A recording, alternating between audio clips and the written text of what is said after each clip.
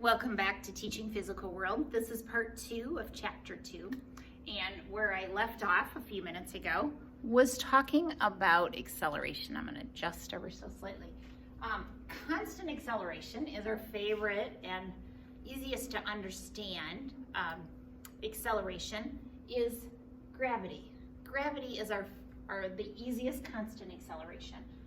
We know it's 9.8 meters per second squared, or 32.2 feet per second squared. So what is constant acceleration? What it means is, as the velocity increases, the distance traveled by the falling object increases each second. So it goes a little bit farther each second as it falls. So how do we find acceleration? So we take velocity and we're going to divide it by time. So that change in velocity, again, velocity final minus velocity initial or original, whichever word you like. Find out what that change is and say, how long did it take me to go from this speed to this speed? Think about accelerating onto an on-ramp. Okay, so when you're in your car, back when I was an engineer for General Motors, I drove company cars much of my career, and I one day had somebody's Corvette, and wow, that was pretty cool. I was like that, going 90 miles an hour and needed to slow down. No problem accelerating. So we have our initial velocity. Here's something that I am adamant about that students must do, is write out their variables, okay? So initial velocity is 0, because we're saying that a car starts from rest. So that word rest, what does that mean in mathematical symbols? It means initial velocity is 0. Final velocity is 90 kilometers per hour. And how long did it take me? It took 7 seconds, all right? And we want acceleration in meters per second. So I notice that this is in kilometers per hour. So I need to change something. I need to do some conversion. So I'm going to take my kilometers per hour and I'm going to turn it into meters. Now, again, as you might expect, I'm careful how we write things out. One of the things I like to do, especially if you see like MPH, I think the units hide on students. So I would write that out as miles per hour. Because a lot of times that P is confusing. So be careful about writing it out. So 90, that's kilometers per hour. And I want to change it into meters per second. Now, I would probably do it in a couple steps. Let's see, I wrote way too big here. Make this a little bit smaller. So 90 kilometers per hour. I'm going to write the word hour just to be a little more clear. Let's change kilometers first. So 1 kilometer is 1,000 meters. And what is an hour? Well, 1 hour, so hours on the bottom, I need hour on the top. And I have 60 minutes. Now you may already know there's 3,600 seconds in an hour, but maybe you don't remember that, and perhaps your students don't either. And I'm going to change minutes into seconds. So 1 minute is 60 seconds. So now let's see if my units did what they were supposed to. So kilometers over kilometers, meters is left, okay, that stays. Hour, one's in the top, one's in the bottom. Minute, one's in the top, one's in the bottom. So I end up with meters over seconds. All right, that's what I wanted to do, okay? And what they did is perfectly fine. However, sometimes it hides what's going on when it gets condensed into one step like that. All right, so my acceleration is this final velocity minus the initial. We know it's 25 meters per second. Why did I need to change this to meters per second? Well, I could have probably left kilometers. However, I would have ended up, they knew we would have ended up with something that looked really, really small, right? Might be confusing. The time is in second. This is in hours. That's an easy place to get tripped up. that's why we needed to convert first.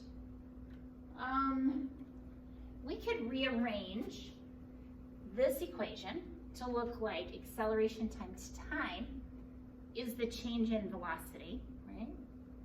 And I could have rearranged this to say that my final velocity is my initial velocity plus the accelerations times time. Now, when I say rearrange, I need to be careful and explain that I actually added initial velocity to both sides, and then I actually switched, okay, right? I switched that back and forth. It didn't matter if I had initial velocity plus acceleration times time is equal to final velocity, or if I write it this way. Doesn't really matter. And again, sometimes I'm really a fan of just using the initial equation and having students learn how to manipulate when the values are put in. I think it probably depends on what age level you're teaching. So finding acceleration. So in the preceding example, there was a car that continues to accelerate for 3 more seconds. So how much faster are they going? And in this case, we're actually talking about velocity because acceleration is a vector quantity. So velocity is the quantity that goes with it. That's also a vector quantity. So what is my final velocity? So my acceleration was 3.5 meters per second squared. So, and remember, we're only handling constant acceleration at this point. And I go 10 more seconds. So, or a total of 10 seconds, because it was 7 plus 3. My initial velocity is still 0, because that's where I started. And then I can use this form of the equation that says my final velocity is that initial velocity plus acceleration times time. The math works out very nicely because we're multiplying by 10. This is a 0. So my final velocity is 35.7 meters per second. All right, so, and this is just a cute little graphic that shows how this might happen. So in 10 seconds, my speed increases, right? Or in 1 second, every second it increases. I could actually slow down, right? This car is going from 30 kilometers per hour to 0. So coming to stop, see there's a cute little stop sign over there. That acceleration, by the way, is going in the other direction. If I used my equation that said velocity final minus velocity initial and divide by time, right, that acceleration equals that quantity. And I have my velocity final is 0 minus the 30 kilometers per hour over, I guess we just want 1 second. Made it pretty easy.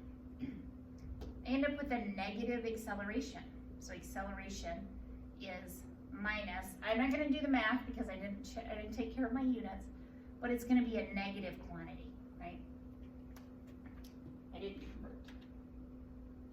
So never want to do that. So gravity, we use little g, 9.8 meters per second squared if we're talking about metric, 32.2 feet per second squared if we're talking in English.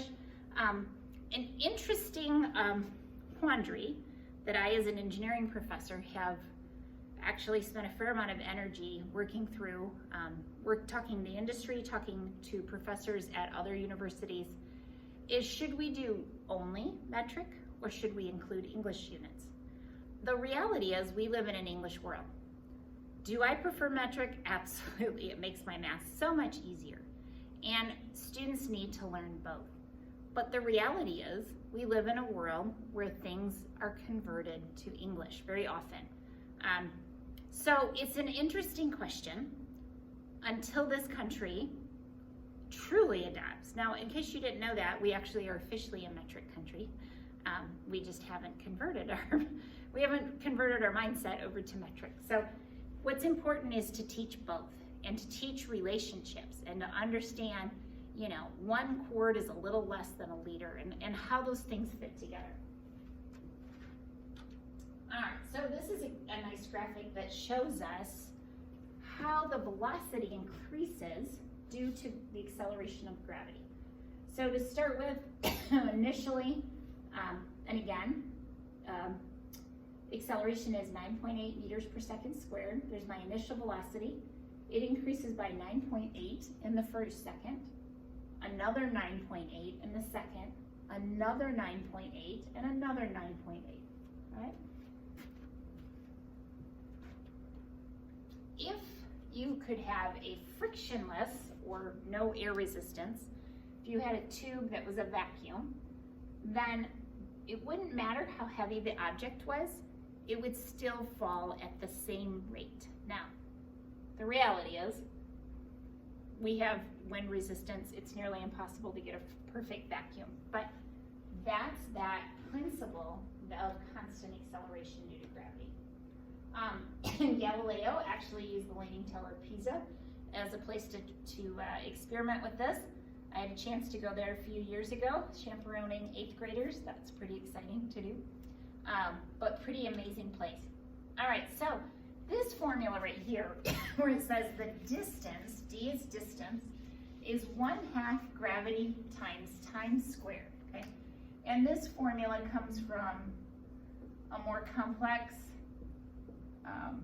formula that has to do with, we teach it in dynamics, which is a mechanical engineering class, but because we're using constant acceleration, we can use the simplified form. So my distance is 1/2 gravity times time squared. This is the distance an object drops due to gravity, okay? Again, we're pretending there's no wind resistance, no air resistance. So if I had something that was, it fell in 1.5 seconds, and I wanted to know how tall the building was, I could actually figure that out. Wouldn't that be fun? Like, I think that would be so fun. One of my kids, when he was in 7th grade, the teacher let a few of them go on the roof of the school to do the egg drop thing. I thought it was really fun. My son got to go up there. It's a little scary to me, but it was cool.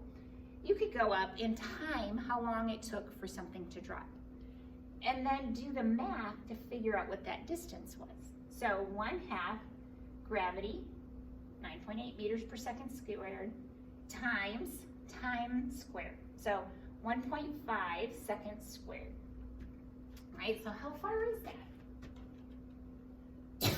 When I do the math and my seconds cancel, I find that it's 11 meters tall. All right, so what is the speed?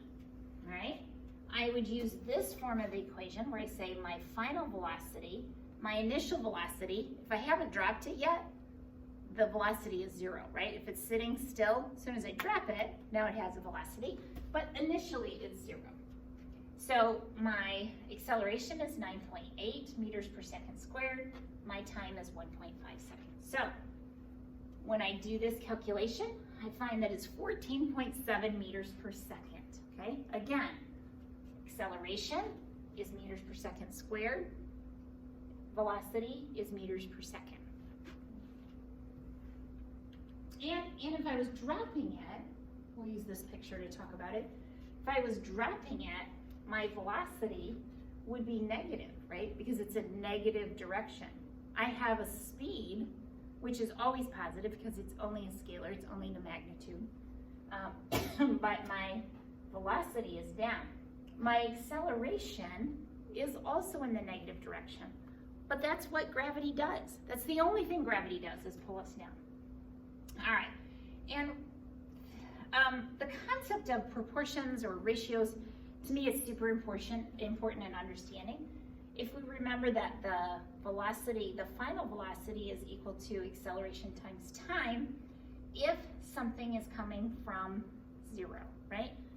I actually think it's better to probably write out the whole equation and have less assumptions and less special cases. All right, so what about this direction? So on the way up, now they're talking about what is gravity doing. On the way up, gravity is trying to slow it down. On the way down, gravity is trying to speed it up. But it comes to the same point. So it has the same initial and final velocity, which is 0. okay? That's interesting. How do I handle that? All right, so since there is a change in direction, there's also a change in acceleration. So I know that it's different. Let's look at this next graphic where it talks about centripetal. I like this. Center is seeking acceleration. It's that feeling when you're going around like a clover leaf or an exit or an entrance ramp, especially if you're going a little faster than you should, and that feeling of it trying to pull you in, that's my acceleration. And if you were in one of my engineering classes, we would talk about this being the normal component. We have a tangential component and a normal component. And this is that feeling that's trying to pull you into the center, okay? So it's actually supplied by the friction of the tires of the car. It remains in a circular path as long as there is enough centripetal acceleration, okay? And the cool thing, like the whole banking of the cloverleaf and friction, are your tires bald, is it icy? All of that plays into whether you're gonna stay on that curve, which is pretty fun, cool things to me. All right, so this acceleration, the centripetal acceleration, so we use this little c, is velocity squared over the radius. Oh, so the radius, if the radius gets bigger, my centripetal acceleration goes down, right? So a bigger radius is a softer curve, okay? It's a bigger circle. If it's a little tiny circle, my radius is smaller and this acceleration gets bigger, right? Because this is an inverse relationship. My velocity is squared. All right, so this holds true, this equation holds true for an object moving in a circle with radius r and a constant speed velocity. From the acceleration, we see the centripetal acceleration increases as the square of the speed. So the speed is the most important because that value is squared. However, the radius also plays into this. And we already talked about that. We can talk about that. All right. So let's say we have a circular track with a radius of 50 meters. Again, keep radius and diameter straight. Keep those two straight. The velocity is 12 meters per second. My radius is 50 meters. So my centripetal acceleration is 12 meters per second squared over 50 meters. So that's 2.5 or 2.9 meters per second. So that's that force that ties you towards the center of the circle. If I looked at the Earth in its nearly circular orbit, it's not really circular, but for the sake of this problem, they're making it circular. My radius is 1.5 times 10 to the 11th meters. We already did that math. And then our velocity is 3 times 10 to the 4th meters per second. So I plug those into my formula, and what I find is that my centripetal acceleration is 6 times 10 to the negative 3 meters per second squared. So what does that look like if I were to write that out? And this is the way I always check in case I'm not sure that I put the right decimal places. 1, 2, 3. Yep. So 0.006 is 6 times 10 to the negative 3rd meters per second squared. All right, projectile motion. I have a house full of boys. I have 4 boys. There's always something that somebody wants to throw, or there's Nerf guns. So projectile motion, we have both a vertical and a horizontal component, and they actually are independent. So this is one of these fascinations to me, where the vertical and the horizontal components actually work independently. An object thrown horizontally will fall at the same rate as an object that's dropped. Why? Because of gravity and because we separate it. So if I could separate out the horizontal and the vertical components. All right, let me go to the next graphic. That helps me a little bit. So my range, I throw the ball, my range is simply my x value, okay? I started here, I toss that ball up, how far did it go? I can separate my x and y components So the y component is simply how far did it go up, how far did it go down. My x component is what is that distance it traveled across the earth. And this is one of my favorite graphics. In this case, so if I assume that positive is to the right, to your right, and negative is to your left, vertical, the y component, up is positive and down is negative. I have a positive x, positive y, positive x, positive y. Right here, my vertical is 0. I still have a positive x component, but my vertical is 0, my y component is. So x is positive, y is 0. Now, x is still positive, but y is negative, because gravity started to take over and bring this thing back, okay? So as this ball goes up, gravity is slowing it down, and then it hits this point up here, and then gravity starts to speed it back up again. So if you looked at the size of these arrows, that's an indication of what the velocity is, all right? So that's, it was bigger, it got less, down to 0, a little bit more, and it's more, but in the negative direction. So great graphic there. If we thought about the angle that maybe a golf ball travels, the farthest distance is actually at 45 degrees. If you're a golfer, you know you don't want to pop that thing way up, right? It's not going to go as far. And if you make it too flat, it also doesn't go as far. 45 degrees is pretty magic. Why is that? Because cosine and sine are equal at 45 degrees. That's why there are many things where 45 degrees is very important. This just talks about if you added a little friction, air resistance. We have, there's some real life things that you might want to consider. And this is a summary of all the formulas. All right, see you back in chapter 3 in a few days.